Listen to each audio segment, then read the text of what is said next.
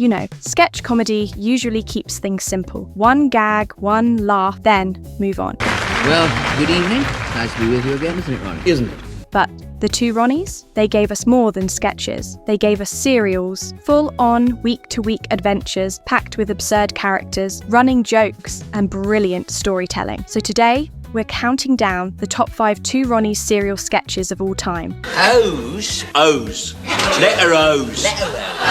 And yes, we're going all the way from foggy London raspberries to dystopian Wales. Let's start with number 5, Hampton Wick, 1971.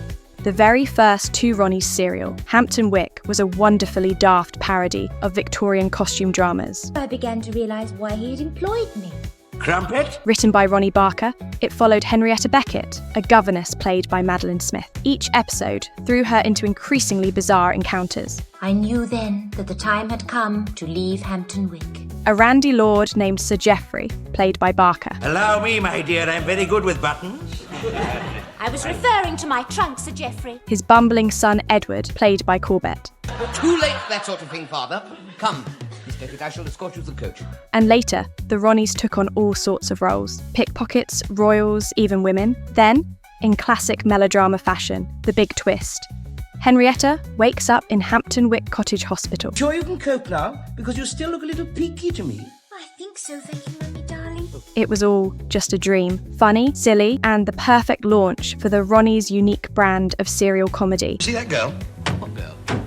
She's just what we're looking for the show. Number 4, Death Can Be Fatal, 1975. Our favourite detective duo returned in Death Can Be Fatal. Well, what do you say, Charlie? Do we take the case? Piggy Malone and Charlie Farley, played by Barker and Corbett, are drawn into a madcap case involving a secret drug formula. Must be at once. You're on. And it all starts with a message delivered by a frogman. They're joined by the mysterious Madame Eloise Cocotte, played by Sid Heyman. Now go. Get back to town. And hunted by 2 outrageous villains, Mr. Greensleeves and Bob Job. Both played, of course, by the Ronnies themselves. Each episode ended with a classic over-the-top cliffhanger. Lines like, "Is this the end for our 2 heroes? What of Madame Cocotte? Is she in some bedroom somewhere, lying in wait with a silencer? Or lying in silence with a waiter?" It was wonderfully mad. Well, I don't know. I mean, I've got that roast chicken in the oven. You can't think about roast chicken at a time like this. And we wouldn't want it any other way. Right, you going to try some, Chief? No, I've gone off it now. Number 3, The Worm That Turned, 1980. May I help you, sir? Yes, my friend and I would both like something in blue. Set in a dystopian future, the year 2012, The Worm That Turned imagined an England ruled entirely by women. Men wore dresses. No, Brian's gone. I got into a big row this morning. I forgot to do her packed lunch. The Tower of London became Barbara Castle. In the commander's office.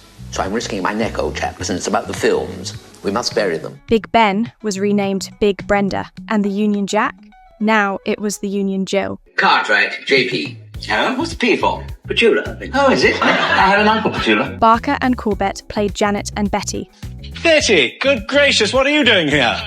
What are you doing here? In a car? 2 men plotting their escape from this bizarre matriarchal regime. They were chased by leather-clad female enforcers, led by Diana Dawes as the terrifying commander of the state police. You have 2 minutes to live, both of you. Is there anything either of you want to say? Yes.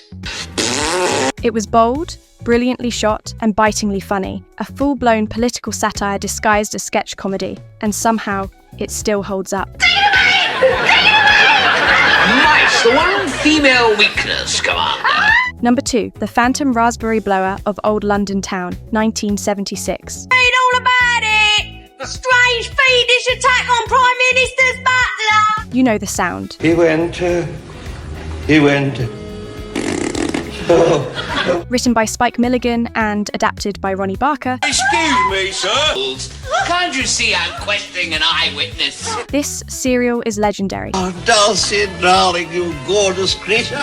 Hello, Lord Peter. Set in fog-filled Victorian London, it followed a mysterious figure terrorising the upper classes. I was the Phantom Raspberry Blower of Old London Town. By blowing raspberries at them, the Ronnies played everyone, lords, ladies, police inspectors, terrified witnesses, while the raspberries themselves were delivered by none other than David Jason. Give yourself up, otherwise I'll play back your own devilish recording. Each episode built to a hilariously spooky raspberry attack, complete with dramatic lighting, thunderclaps, and complete nonsense. It was gothic parody at its finest, and a brilliant example of how the Ronnies could turn the silliest idea into comedy gold. London at last freed itself of the dreaded phantom raspberry blower.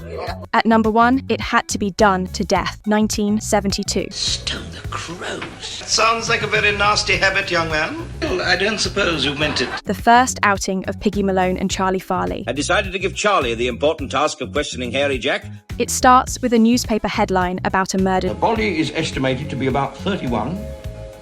The legs about 28.5. Piggy and Charlie head to the countryside. Sounds like the funeral's in full swing. Where they uncover another murder, a suspicious family reunion, and a long list of suspects. Him left and Pike the butler. What about Billy Brimstone and his brand new blushing bride Brenda? Sue Lloyd starred as Blanche Brimstone, with memorable supporting characters and the rest of the Brimstone clan. Would you be prepared to answer a few questions? Certainly. And each episode ended with the same line. One thing was certain.